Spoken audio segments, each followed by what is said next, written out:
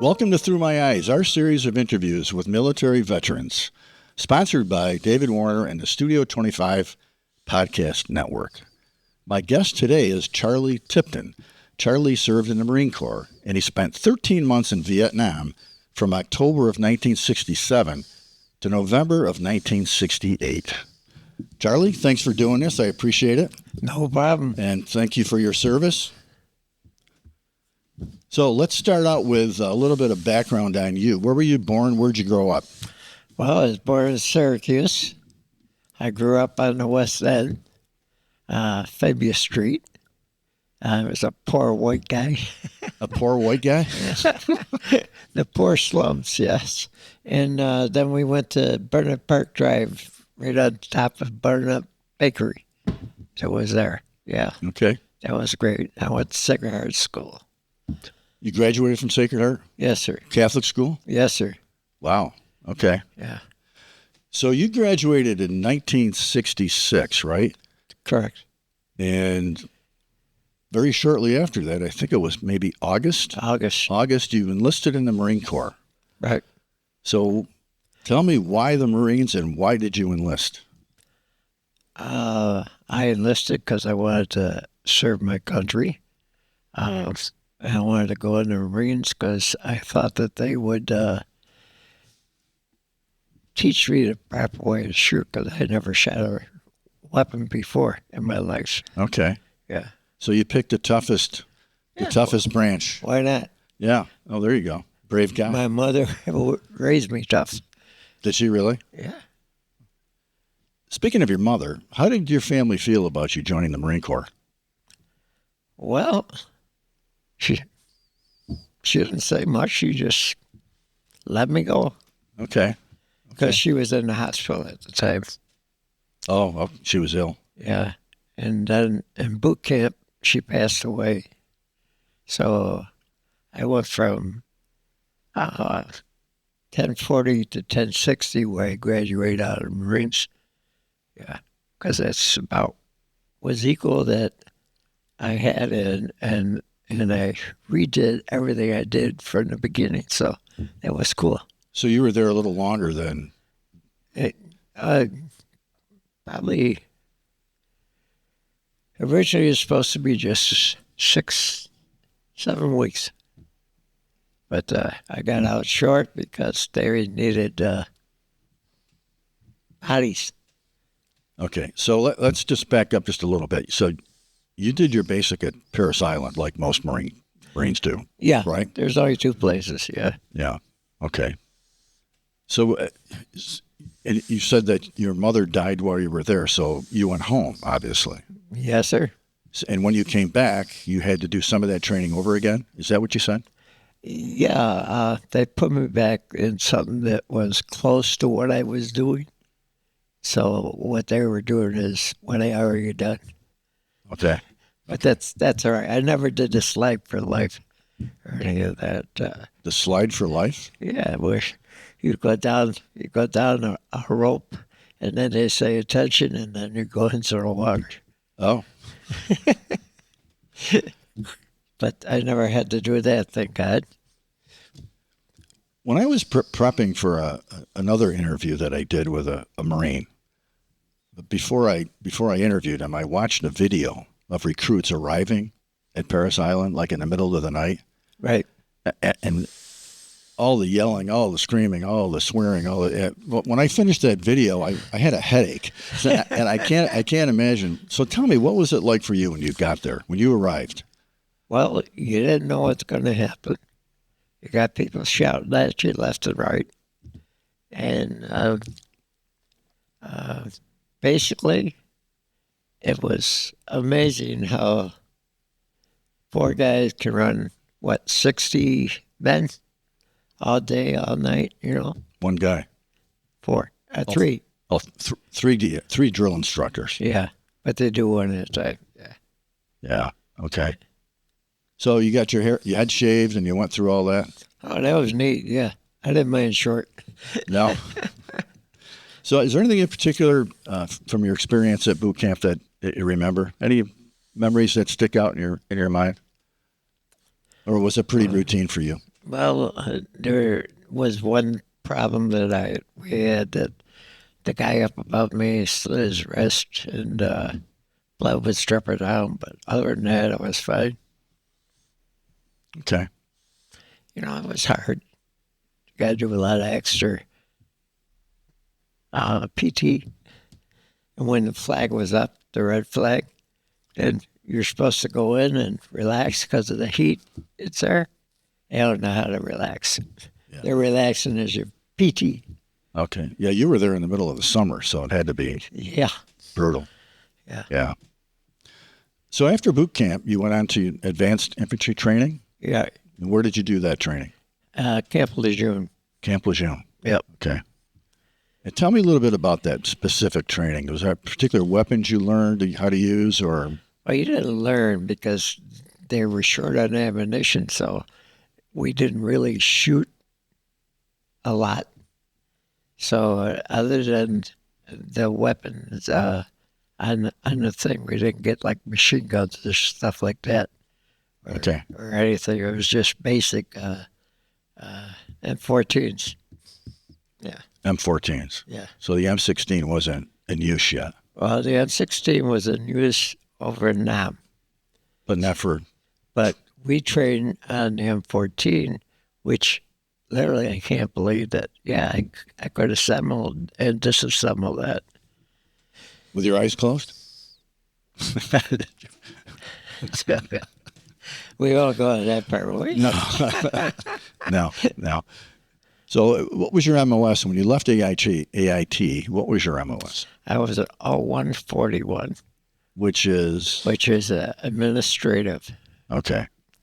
And when I went to Camp Pendleton, and I went to school there for the administrative school. And the rest of the time, I was up with the 5th Marine Division. 5th Marine Division. Yeah. Okay. So I was in a weapons platoon / admins. And I had a 3.5 rocket launcher that my secondary MOS was. So you had 2 MOSs. You had 2. Well, 3. 3. Oh, 311. Your basic grunt. Oh, yeah, your infantryman. Okay. We're all trained to kill. Yeah, you were a jack of all trades then for the Marine Corps. They had you. They sure did. Hook, line, and sinker. Yeah. So after AIT, where did you have a leave when that was finished? Did you go home for a while, or did you ship right out? I shipped right out because I had nothing to go home to. Yeah. Okay. So I went to Camp Pendleton, and then we did all extra training for Nam.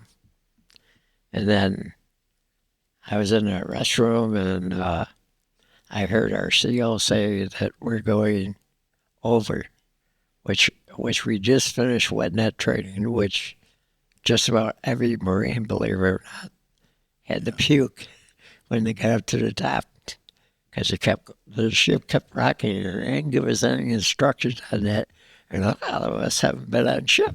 Okay, so you didn't fly over. No. You went on so what was the? No, wait a minute. That was our training. Okay. Oh, your training. Training. Oh, okay. Okay. So you haven't left for Vietnam yet. No, we're still there. So you're training on a ship. So I volunteered to go over Nam, because I knew if you volunteer, you go in your same MOS. Oh, okay. Which was 0311, and they thought. But it wasn't. It was 0141. So I was a Remington Raider, as they call us. And I flew into Travis. I think I was there a week. And then we flew in a C-130 out to, or 40, 30, I think, out to Canajoharie. Canajoharie. And as we flew in, we got hit by the zipper edge, and we got 2 rounds through the wing of the aircraft, I guess. But it didn't hurt anything. It's just, it was shocking. That's the first time I ever heard anything go through. was loud. Quite the introduction to Vietnam, huh? Yeah, Get shot at right away. Now, tell me where Dong Ha is north, correct? it's north. Yeah, way up north. It's way up north. It's pretty close. So that's Quang Tri province. Is that where it was? Well, it's in Quang Tri province, yes. Yeah. All right. So that's just south of the demilitarized zone. It's very close to North Vietnam, actually, right? And north of Hue. Well, where Quang Tri was, it was 15 miles out of artillery range for the goose. So they couldn't shoot their weapons at Quang Tri itself. So they shot rockets and motors. Okay. Yeah. So this was a Marine base that you actually landed at? Oh, yeah. It was a bear for the 3rd Marine Division. You know, those poor guys, they worked their asses off. They went on patrols, they went on ambushes, just the normal stuff. Let's back up just a little bit. All right. You land, after getting shot at, you get on the ground safely. What were your first thoughts when they opened that door and you stepped foot out of that plane? What's your first impression of Vietnam? Heat. A lot of heat. Yeah. Yeah, it was hot. And I had no weapon, so I was a little scared on that part. No weapon. No weapon. Yeah. So I was there for 3 days, and we were attacked 2 times. And In the first 3 days? Yeah. Well, while we were at Dong Ha. Okay. And then we took a truck up to Quang Tri because they had just built Quang Tri.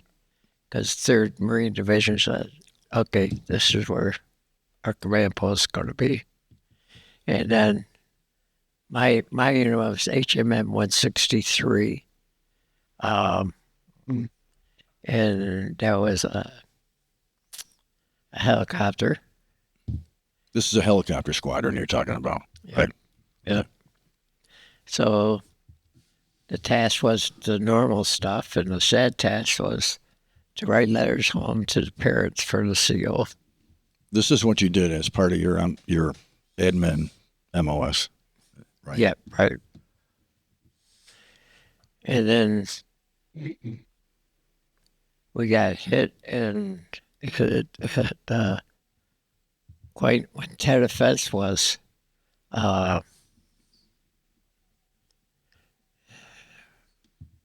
we lost quite a few guys.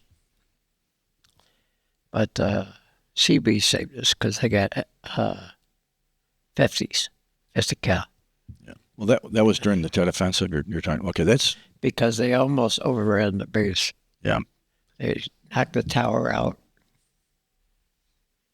Hold that thought. I want to get back to that because I'm trying to just keep this in some sort of chronological order. Good luck. Yeah, it's okay. That's okay. It's all good. So you're in Quang Tri and you're writing letters to families who have lost a family member. Right. When it happened, it didn't happen a lot. We probably sent out 6 or 7 that I was there. Did you have to? You literally wrote these letters yourself? Yeah, we wrote the letters for the CO, and the CO signed it. Okay, so that had to be a pretty sad thing to do, to write these letters. Yeah, it was depressing. And then I got my thought in my head, and I said, I got to go help them somehow because these guys are dying all over. So I volunteered to be a door gunner, and they were short on door gunners. Okay. Yeah. And the 34 was the one that was the last year, and this is the CH-34 helicopter you're talking about. And then the CH-46, which was armored, but what they forgot was to figure in the ornament that they put on around the helicopter. So the back end was coming off. Okay. Because it was probably too heavy. I don't know. Yeah. So we got extended a year in their So when you said you volunteered to be a door gunner, how long was it after you got there that you volunteered? You wrote the letters. How long were you writing letters? How, like, we talking weeks, months? What do we? Whenever it arrived. And I'm just talking letters for our unit, not for Yeah. anybody, but yeah. How long did you do that? As long as I was there, there was somebody that passed away. Yeah. Yeah. Okay. So one of the things I was curious about, you mentioned the CH-34. The more popular helicopter in Vietnam was the Huey, UH-1. UH-1. Some people, they call them slicks. They used them for medevacs, that kind of thing. But the Marine Corps had the CH-34. That was the relic of Korea. And that's exactly it. It was an older style helicopter. It had wheels as opposed to the Huey, which had skids. Right. So why did the Marine Corps have that type of helicopter as opposed to something that was newer? Any idea? Well, they did have the 53s, which were huge, that could lift up like a crane. Right. They could lift up tanks and stuff like that. But we mainly did resupply and take it out to wounded. Okay. So you volunteered to be a door gunner. Mm-hmm. Did you have any training, or they just didn't throw you in a helicopter? Did you? Oh shit! Marine's supposed to know what he's doing. You mean you just one day you just started without any orientation training or anything? Give me an M60 and I'm happy. All right, so it was an M60 as opposed to a. Well, he's put a 50 in a 34. Yeah. Fall apart. The 34. So the 60 was a better machine gun. Right. Okay. For that helicopter. Did you have to maintain it yourself? No, we had an armor. You had an armor that was responsible for it. So when you got on the aircraft, it was all ready to go. Right. Loaded, everything. Right. Okay. So this is an open door situation, right? The open door is where the crew chief is. Okay.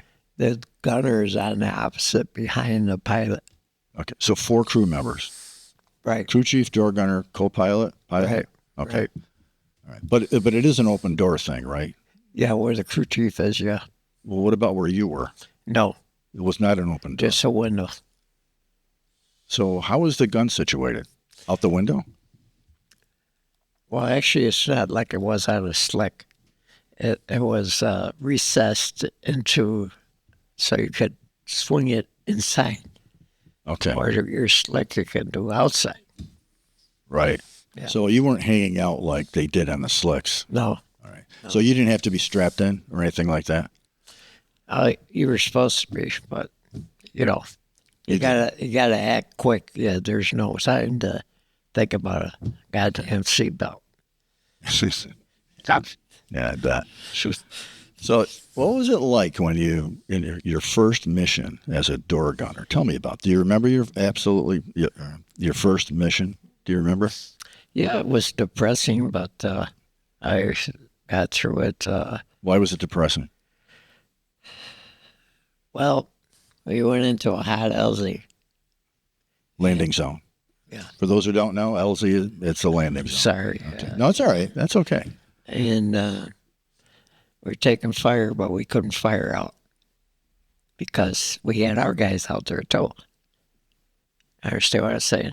Because usually when they set up an LZ, it's not where the command post is for the regular base that's there. So there were Marines on the ground already? Is that what you're saying? Oh yeah, they gotta have it on the ground. But we picked up the wounded, which one guy I picked up was a machine gun. He got frostbite machine guns, and his guts were hanging out. You could see it breathing, and he didn't take time to. You just had to get the person back to either the repose or the sanctuary. So you went in quick, got out quick. Right. Yeah. So did you actually get off the helicopter to help this guy? No. Crew chief did that? Yeah, because I had orders to stay as the gunner. in case. Oh, yeah. Okay. Yeah. So the other guys did that. Yeah. Normally, your own whoever belonged to it, that unit would have men there. Right. Yeah. And then we do resupply, and then we obviously bring in the new guys. Yeah. I was going to ask you what the mission of HMM 163 was. So it's a whole bunch of different things? Our mission was to assist those that are out in the field. So any way you can, either medical or resupply. Okay. Or, you know. So you did transport, you did resupply, Right. you did medevac, Right. all those things. Anytime you received gunfire and had proof in your bird, that was considered a mission, and you had to have 21 missions to get an airway. 21 combat missions. Right. Considered combat missions. Yeah, combat missions. Okay. Yeah. What was the worst one you ever had? Worst one I ever had was, let me tell you, you don't have time to really think. You don't know where you're going. You don't know what you're going to be doing. And usually a resupply will turn into a medevac. So, you you resupply and you're being wounded back, Yeah. either to Da Nang or one of the two hospital ships. Yeah. But the worst, there is no worse. Anybody that's injured or hurt or whatever, what a bullet of them is pretty bad. What we used to do, which we weren't supposed to do, we used to have a little flash that my buddy sent me of alcohol, and we get them their last sip. It was sort of like because once you're up high, you don't do anything but watch the people. Yeah. They don't need you as a door gunner, so you turn to a medic. You know what I'm saying? Yeah, you helped any way you could. Yeah. And sometimes the guy ain't going to make it, and you feel sorry. And So you saw people, some of the guys you picked up literally died on the helicopter on the way back? Or already dead? We picked up bodies that were, say, a week out in the thing that are bloated. And it don't really, like you said, they don't train us for this. So my crew chief was saying to put my visor down. Well, stupid old me, I didn't put my visor down. So the poncho that was covering the guy blew off. Yeah. And all the, how do I say it? All the matter that was in there, because they're decay quickly over there. In the heat? Blew in my face. Oh, boy.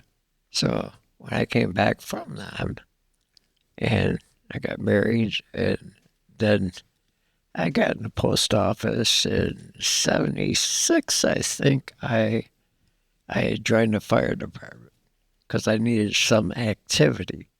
That wasn't enough activity for me because I was very assertive when I was young, aggressive. Okay. Let's go back to your base. Yep. I'm just curious about the living conditions there. I mean, obviously, some of the grunts on the ground they were out in the field for weeks on end. They don't have the luxury. Well, when I first got there, we were in tents, obviously, because it was new. They just put the base in there. Yeah. Then Seabees came up and they started building hooches for us, and that's pretty neat. And then they built bunkers for us, but we had to fill the sandbags on the side. Well, wasn't bad for us in a way, but some of the guys got carried away, and they asked some of these Vietnamese that are out there to fill the bags and build up their things. So obviously they're pacing off their route for the VC for motors. And when they came in, you got in a bunker. You didn't play around in a tent or anything or in the hooch. When rockets came in, we used to get up on top of the hooch and watch it smoking or drinking or whatever. And it was like a fireworks display because you know it ain't going to hit down there. They want to hit the track and they want to hit the medical and stuff like that. So they don't bother with the hooches. The hooches they leave for the motors. Motors are coming. And that was constant for both. So you got good exercise, good up on top. So you I want to make sure I understand this. You said that there were Vietnamese that were working on the base, and they were. Are you saying they were friendly by day and enemy by night, Viet Cong by night? Is that what you're saying? So they were there checking things out, and then and being friendly and. Oh, obviously, yeah. And then they used that information against you to target the base. To target the base, yeah. Not everybody was. No, but that happened a lot. Those are the Viet Cong. So you never really knew who the enemy was. Is really what it boils down to. That's why I didn't let nobody near my hooch or my bunker. Oh, really? We did it all ourselves. Okay. Yeah. Well, you got to take a shower on a regular basis, I would think, right? Yes? No? On a regular basis, no. Well, because we're out there. Once in a while, we take a trip down to the debuggers, shall we say, and nice hot shower, and then we get back in the helicopter and we'd be back up there again. There were some nice beaches. It was right up. Da Nang was right on the coast. Did you ever get to the beach? What? No. Never went to the ocean. No. Say it's beautiful. No, I didn't go anywhere. When we got hit the last time and they overran half of the base, the gentleman that was with me in my foxhole got his up blown off. And the gunny told us to retrogate, which we did. And when I realized it, I had to pull his body back because the Viet Cong, they just stripped the bodies from head to toe, nails to foot. And so I didn't want to leave his body there. Obviously, I left his head there. Oh, my God. Yeah. What was left of it. Yeah. So I don't know. He might have got hit by shrapnel or whatever. Yeah. But, yeah, that was my first real upset, shall we say. Upset meaning it bothered you a lot. It bothered me because I had time to think. Usually when you're up there, you don't have time to think because you're thinking about where these idiots are going to be. Viet Cong. Yeah. Well, getting back to your door gunner duty, the CH-34 was a pretty big helicopter. No, medium. All right, medium. But it made for a good target, I would think, right? Oh, for a good target. So when that's what I'm getting at. You got shot at a lot. The life of a door gunner is about,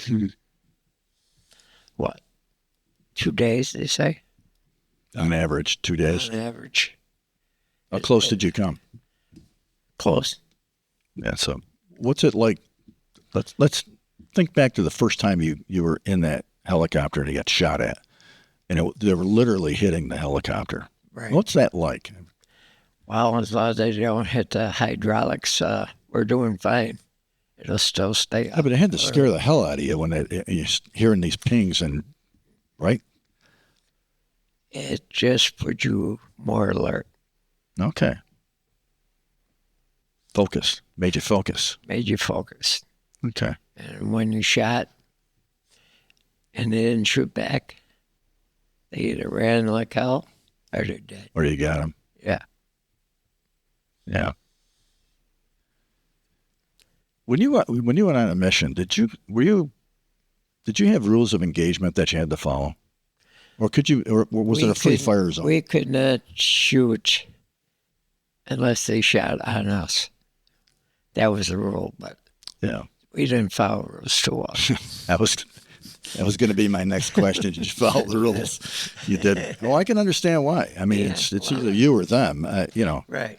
But the reason they say that is that what am I going to say?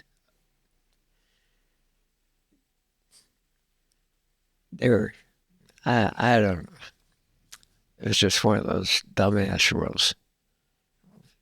Had numerous rules. Yeah. That's a perfect example of the politicians running the war instead of the military people running the war, right? Partly, yeah. Yeah. Yeah. Okay. And sometimes we violated, and sometimes they violated. Works both ways. Okay. Now, I think you told me in one of our telephone conversations, you told me that eventually you went to Marble Mountain down there. Right. And then so when did that happen? Let's see. We got down at Marble Mountain. Probably August Of 68? 68. Yeah. All right, so that's after. So it's after Tet, yes. It's after Tet. So where were you when at the end of January, when the Tet offensive started? Where were you? Were you still in Song Bay, or were you in No, I was at Quaintree, yeah. or Quaintree, right? Base. That's what I meant to say. Mm-hmm. Okay. All right. Well, let's talk about that. What's your memory of Tet? The big surprise. If people don't know it, the Tet offensive happened during the so-called break, the ceasefire, but they didn't honor the ceasefire, right? Right. Okay. Right. They didn't honor the ceasefire, and they had hundreds of Vietnamese, North Vietnamese, or the Viet Cong, or the zipper heads, whatever the hell you want to call them. Yes, they were a good fighting force.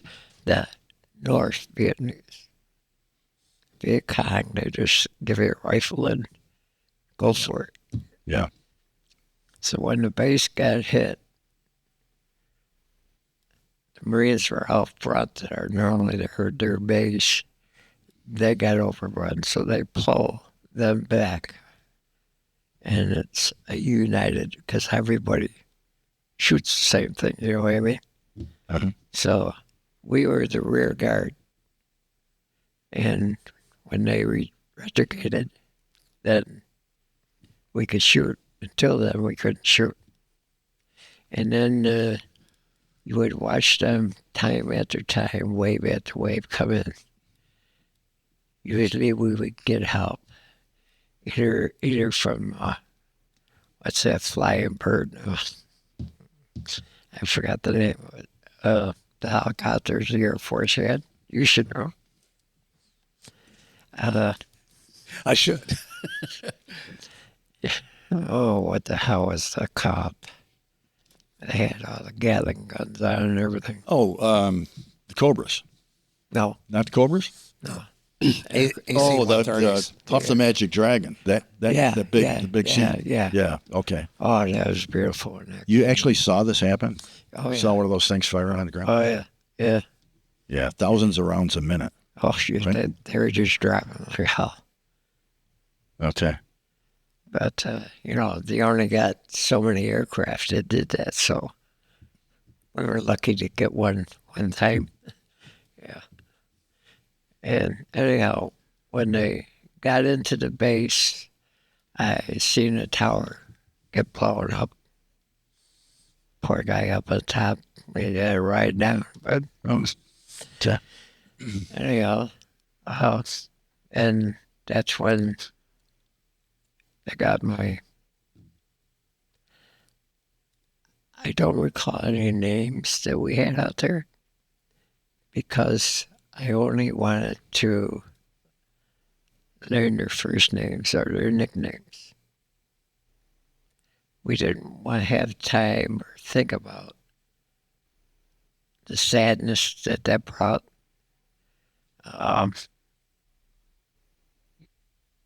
You just kept functioning with high adrenaline. I mean, I can't explain it, but it was like super high.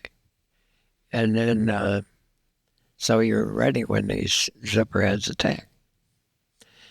But what I wasn't ready for, I'm 16 now. I was going to ask you if you now had the M16. Yeah, nobody knew how to use it. Anyhow, well, you know, Marines are taught pretty good on rifle range shooting.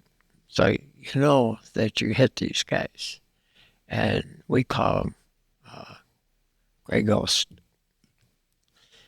It's turning your page in here, but the gray ghosts are the Viet Cong that go in first, in the first and second wave of an attack, mainly for their bodies so they can pile them up and then go over them. Kind of like cannon fodder? Yeah. Yeah, okay. Yeah. So, you know, your fencing is no good then. They can have all the wire they want out there. And then after that, then they come in. They're all high, and they just keep coming. And you're wondering, why aren't you going down? So you see all these gray ghosts. It's like one time we looked up and they were coming down the mountain with their torches and caskets, because they know somebody's going to die. So they bring their caskets with them. And you can't shoot at them. You can see them, you can't shoot at them. So you still have to wait until they fire at you. You wait until they fire at you. Yeah. Yep. So that was, shall we say, nerve-wracking. Yeah, to say the least. Because you know they're going to be out there and you just watch it for maybe an hour or two. So that's hundreds of thousands there coming down. So not only did you fly in a helicopter as a door gunner, you were also fighting on the ground. Right. During the Tet Offensive. During the Tet, yes. Which lasted how long? For us, I think it was a 10-day attack. Straight, everything. Rockets, motors, and them coming out. Yeah. It was very nerve-wracking, but you still had to have your coordination. That's how I went. What's it like the first time you actually shoot at a human being? Well, your adrenaline is high. Mm-hmm. And, well, like I say, when we shot at them gray ghosts, it was puzzling why they're not going down. Because you know you hit them, but they were all drugged up. That's why. So, when you actually hit a person and see it hit, I had no remorse for that because my fellow Marines were also getting hit, and I had no remorse for it. So, you know what I'm saying? Yeah. Oh, absolutely. I understand. This is the only time that we actually get our adrenaline addressed. Payback. And we weren't gonna give it up. Mm-hmm. Yeah. So that was 10 days of that shit. Staying alert.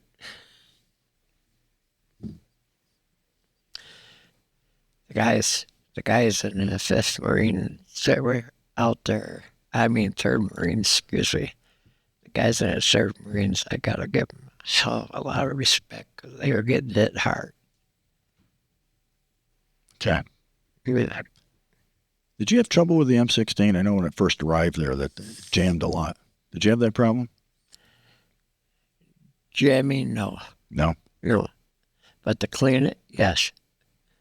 I couldn't clean it. I had to bring it to the MRI because my hands are weak. I couldn't get that. suppressor back. Okay. Take a, clean the whole weapon. Yeah. Yeah, the last thing you want to be using is a dirty weapon, right, that doesn't fire right. Okay. I always have my knife, though, so I respected that more than my weapon. Your knife? Yeah, The K-bar? the K-bar. Famous K-bar. Yeah. It goes back to, what, World War II, I think. Is it 2 or 1? Maybe World War I. I don't know. I forgot. Whatever. Yeah. I know all the Marines carried them. I read about that. Yeah. Fixed bayonets.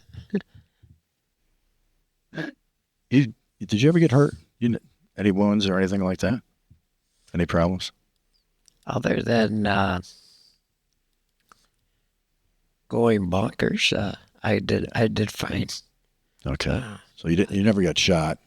I never got shot, but the amenities of seeing death, or when you save a life, that's a good thing. Mhm. That's we got him there. That's it. Another person that was in a 46 had picked up some fellow Marines, and he knew one wasn't going to survive, so he did what he thought would be right. But I would never do that. Everybody, they give you that much of a chance to get out of a helicopter, you deserve the right, at least to have an attempt to save your life. So that was it. So you did your 21 missions, your 21 combat missions. Yep. What happened after that? Go back to the basics. Back to admin? Back to admin. Yep. Could you have, was it required that you stop after 21, or did you choose to stop after 21? The commander told us. This was the commander's decision. Because the commander needed me back there in the office. He didn't want me to go at all. Oh, he didn't want you to even go when you first volunteered. No. But, hey, you're young, you don't know. Yeah. I'm glad I did it because I know I saved a lot of lives. Being on the helicopter. Yep. Because once you're up in the air and you don't have a medic with you, then you get to what a medic would normally do. Yeah. One of the things I was wondering about is when you were flying, how far out did you go? Did you ever get the case on? Which is not that far from Canajoharie. Yes, we got the case on. We got just about every fire base and every LZ there was. I mean, caisson was a big deal. That caisson, you would go in quickly and pick up either the bodies or the wanted and get your butt out of there. You had seconds to get out of there because they were coming right down the ramp. Yeah. Okay. So you were flying all over that northern portion of Vietnam. Yeah, we had a shit kicker for a pilot. He would go in anywhere. Yeah, of course, he didn't go with us. Well, why do you say he was a shit kicker of a pilot? Because when he would do things that other pilots didn't do. Like what? Go into a hot LZ. So other pilots would say, "I'm not going in," and they would leave. If it's hot, you got 4 lives sitting. Yeah. That's their decision. That's not anybody other than the crew. It's the pilot's decision of what's going to happen. Yeah. So this guy was. We always had a chase above in case something happened to the helicopter. Explain that. What do you mean? A chase is one that flies above in case the one down below gets in trouble. To pick you guys up. To pick us up, yeah. But you never crashed, right? No. So you're pretty lucky on that score. Yeah. We went some hot LZs, but yeah, no. What was the worst you say hot LZ, what was the worst one you ever landed at? Well, Recall? you really can't describe worse because first, they say they got medevacs, and when you pick up the medevacs, they've been there a while. It's not like a fresh hit. Yeah. So, but they say it's a hot zone because they're out there and they're having conflict with them. And when we land, it just pours in lead. But you don't let that bother you. You just watch and say what they say. You don't watch what's coming in. You don't know until you get up near out of the rifle range. You mentioned that the crew chief he had the open door. He had the open door. Anybody ever fall out? No. Never We're had? strapped in. They're strapped in. Yeah. Not a problem. No. Did you ever fly with POWs? No. Never had any on there? I've heard that interrogators would get in like a 46 in the back end, would drop out, and then one by one they would go. They uncover one guy that has been in, and all of a sudden he started talking like us.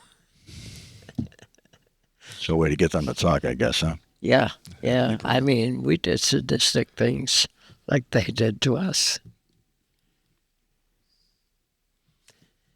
So you can't say it was all of them. Right. The North Vietnamese regulars were fighting soldiers.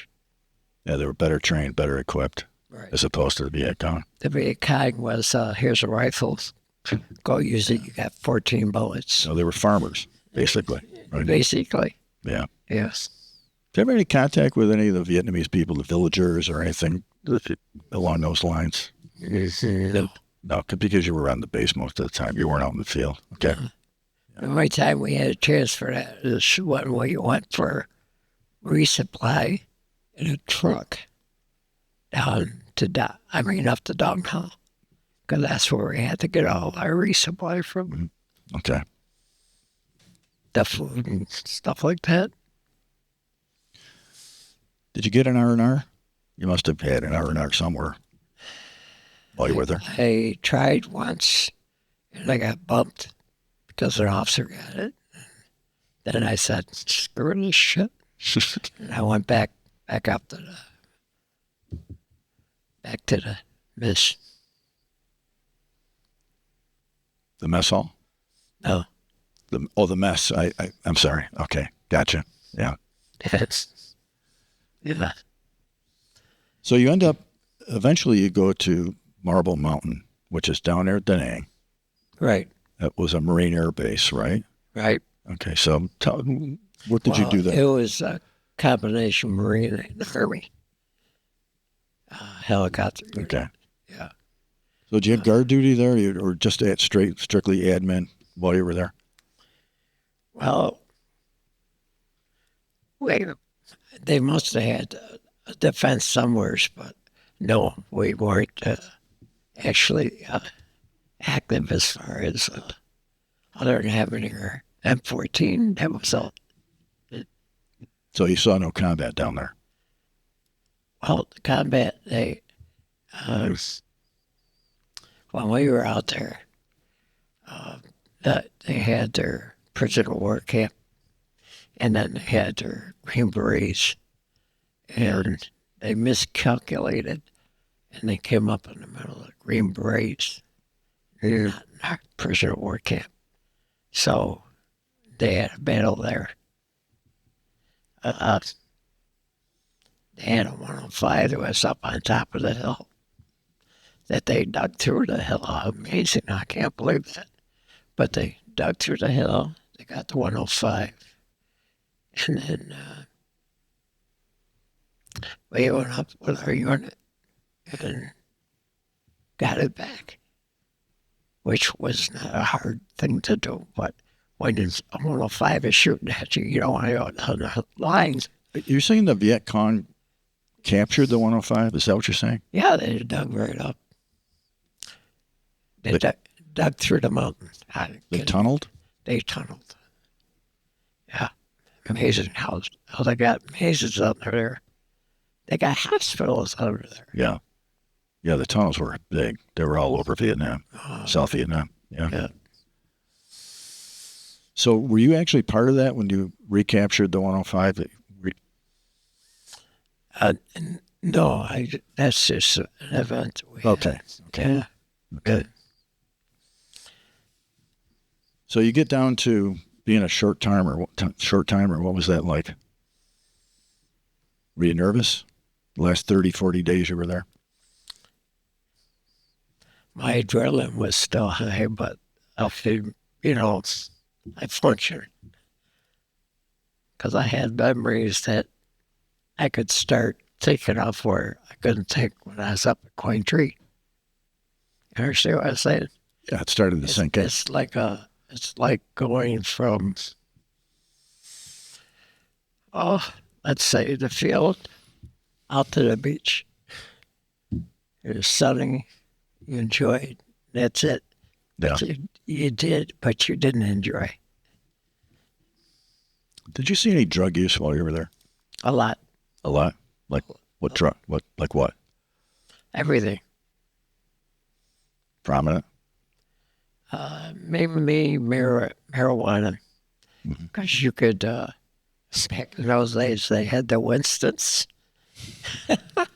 So you slide that through, and then they give you a pack. So it was readily available. Just, yeah, if you're a smoker. Yeah. Okay. Yeah. Did I do it? Yeah, I tried it, but that was that. Didn't care for it? Didn't care for it. Yeah, probably better off over there anyway. Yeah. Then the orders would have really been fucked, shall we say. Yeah. Okay. So, is there anything you want to add to your experience before I move on to when you came home? Is there anything else you want to say about your experience while you were in Vietnam? Well, we're trained to kill, not to shoot.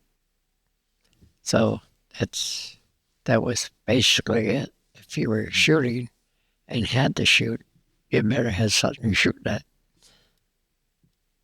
Okay. Not every time we hit them, not every time they hit us, but you got to shoot. And those M16s, I don't know, they jam up on people, yes. Yes. Given everything that you said about your time there, and looking back on your training, your basic training, your AIT training, was it adequate training for what, did it prepare you properly for what you had to do there, do you think? It's sort of like go along with the flow. That's the way I was saying. Because you don't know what you're going to do. Yeah. And you don't know what happens day to day. And I never had that R&R. So you had 13 months of solid hell, basically, right? Basically. Yeah. So you fly home. Where did you fly to?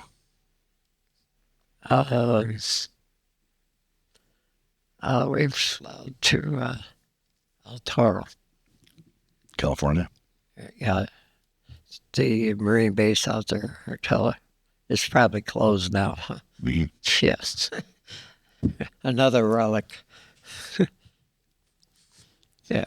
We always got the worst of everything. Or whatever's left of everything. Did you have time left in your enlistment when you got back to the States? Oh, yeah. How much time did you have left? Probably a year and a half, I think. What'd you do for the year and a half? I went to NAS Willow Grove, Pennsylvania. That's the Naval Air Station. Okay. And Fairly close to home. Fairly close. It's a drivable range. Yeah. What, 4 hours? And Uh,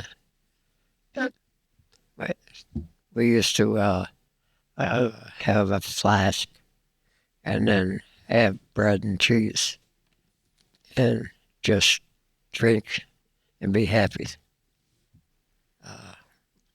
They put us on guard duty for a couple times, and I understand that they unloaded in a cop car, and the CO's wife got a new car, but didn't have nothing in it. And she thought, like she would wave on, but the guy was helpless. And she went through, and then they took us off, and they gave the squids billy clubs. Yeah. Then when the riots came, When the what came? riots? The riots. Yeah. Yeah. You mean race riots? Yeah. Okay. Yeah. And we had the back gate, and they had a bunch of kids that were going to attempt to go over the back gate. For what, I don't know, but regardless, so we were ready for them. And those idiots touched the ground on our side. That'd be, Different form of combat, huh? yeah. So I think they finally realized that we don't play around. Never shot anybody stateside. Yeah. I might have knifed a few people, but I never.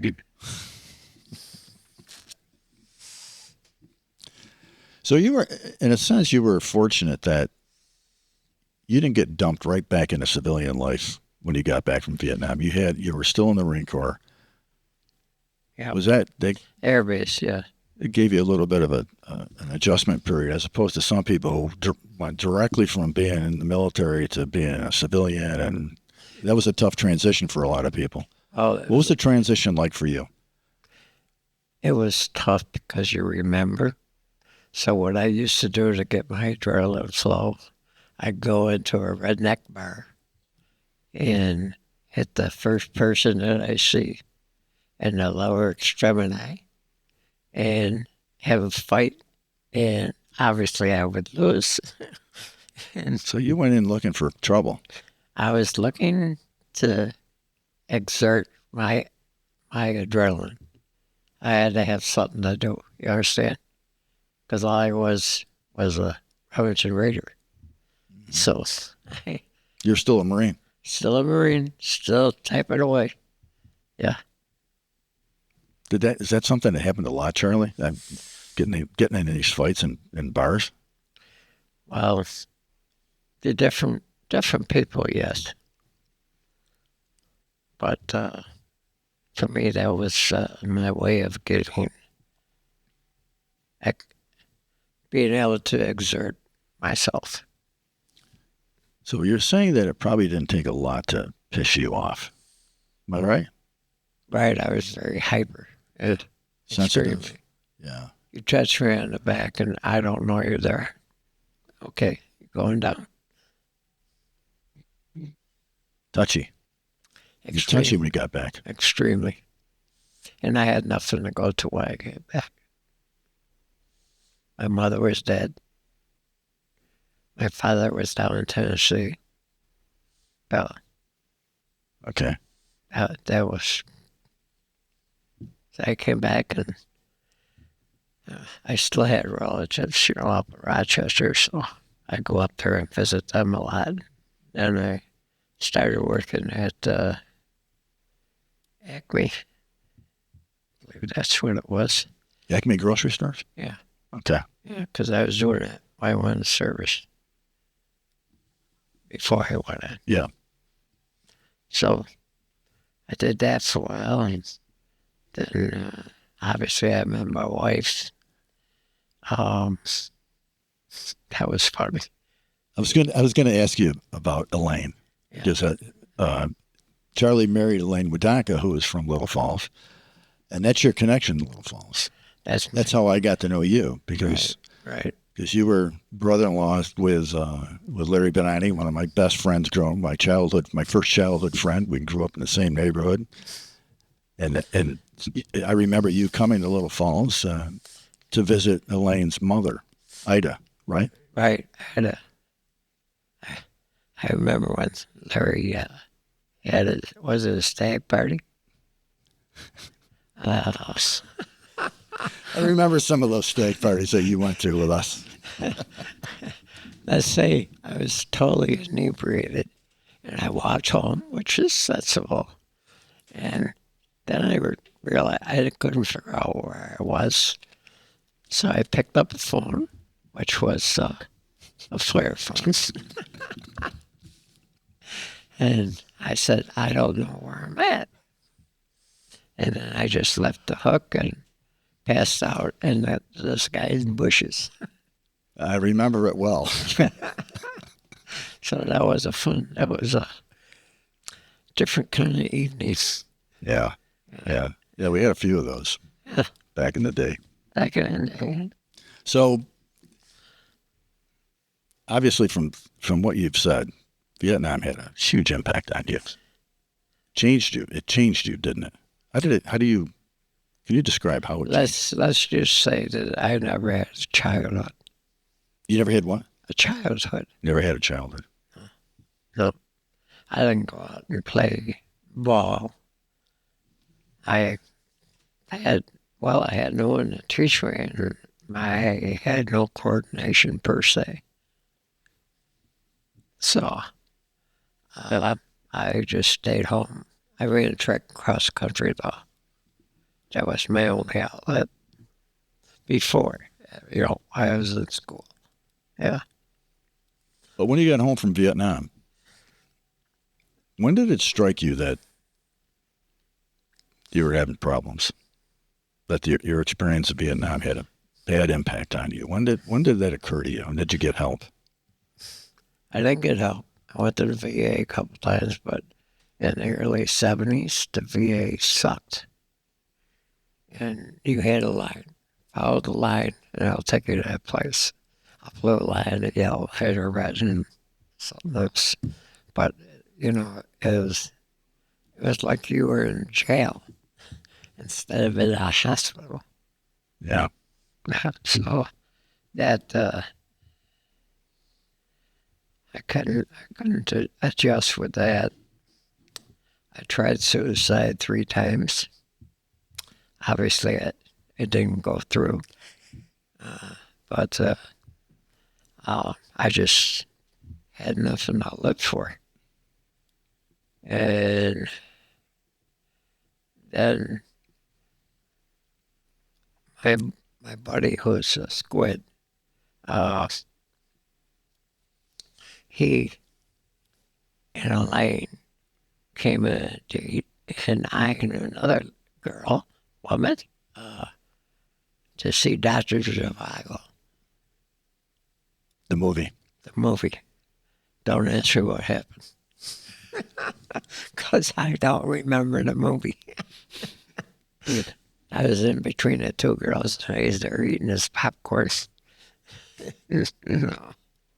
That was funny. And after that, I caught her up, and we keep talking, and one thing led to another. But I would not marry while it's still in the service. Because you never know if you're going to get caught back. Yeah. You don't know. They say, well, you got less than a year. That don't work for the Marines. So what? I guess my question is, how did your experience of Vietnam impact your marriage? Or didn't it? As far as I know. Yes, I was an alcoholic. I guess I still am if you consider it once. And I used to, she would drive me down to the lake, Canajoharie Lake there, and I'd go on a little hill, and I'd drink a bottle of scotch or something like that, and then call her up when I'm ready, and That's it. That was my life. A lot of times I played cards. And I was obviously squared away. So was my wife. So everything was fine. The kids were brought up right. So I guess we did something good there. Yeah, that's good. When I slipped back to Vietnam was in 1994 because the postmaster was riding my ass every day. And then Tammy, my daughter, came to work. And he's doing this in front of her. He followed me in the bathroom. That's how bad it was. And I sort of went zipperhead. I was seeing things that I shouldn't be seeing, like trees, ambushes, etc., etc. So you were hallucinating. I was hallucinating. And then finally it came to the point that obviously I was drinking, that I was sitting in the post office waiting for the postmaster to come in with my next love knives. But wow, a couple of guys came in, they got me, and they brought me up to the VA. So everything came to a head at this point. At that this point, is when you were working for the post office. He brought it to a head. Yeah. Before I could bury it, but then I couldn't bury it because now he beloved me in front of my daughter. Yeah, and so you went totally off the rails at that point. Totally. Yeah. So these guys saved me. I was up in the VA on the 7th floor. At that time, we had a whole wing, and they put me in the rubber room for a while. I couldn't say that I wouldn't kill the postmaster. I had a plan.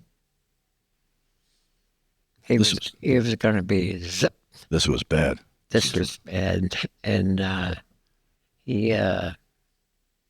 well, what I was going to do is I going to stretch him out on the hill, get some red ants, first molasses, and then red ants, and let him go.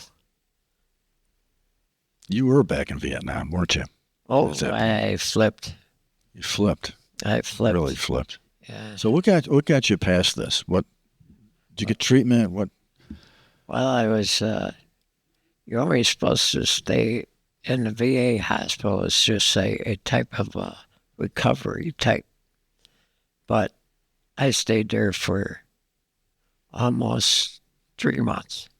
Wow. Before they let me out, because I still had an irie temper for him. And he came up there to talk with me one time. And didn't go well, huh? They had a medic on each side of me. And these were big bears. And he brought an assistant with him, and she just broke into tears because I told him everything that I thought of him and his program and his service and how he treats veterans. So they were letting me out of there. My blood pressure went sky high. You're lucky you survived this. I'm lucky I survived a lot of it. Yes, sir. I mean, you're lucky you survived Vietnam, and then you come back, and then you have to go through this. The post office, yes.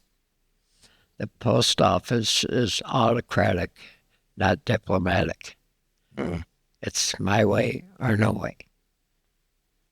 And so I was a union steward for 24 years in the post office. So you went back to work after this episode? Did you go back? No, they wouldn't allow me. I wouldn't think they would. PTSD out of first one for the post office. 100% disabled. 70. 70%. Yeah. Well, it sounds like 100 to me. Well, I got 100 because 30% is unemployability. With that, water problem they had down to Ledger. Now I get 100%, and then my wife will get whatever equivalent is when I pass away. Yeah, so she's all set. So you never went back to work? You were unable to work after the post office episode?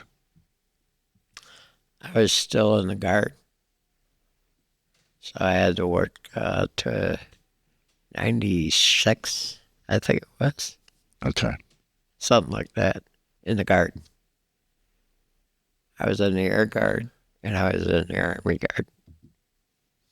And the thing I liked about that, instead of going reserve, is that this is a collection of all members. We're all for different units. We're all different Air Force, Navy, Marines, Yeah, so it was a good mixture. Well, you had one hell of a time.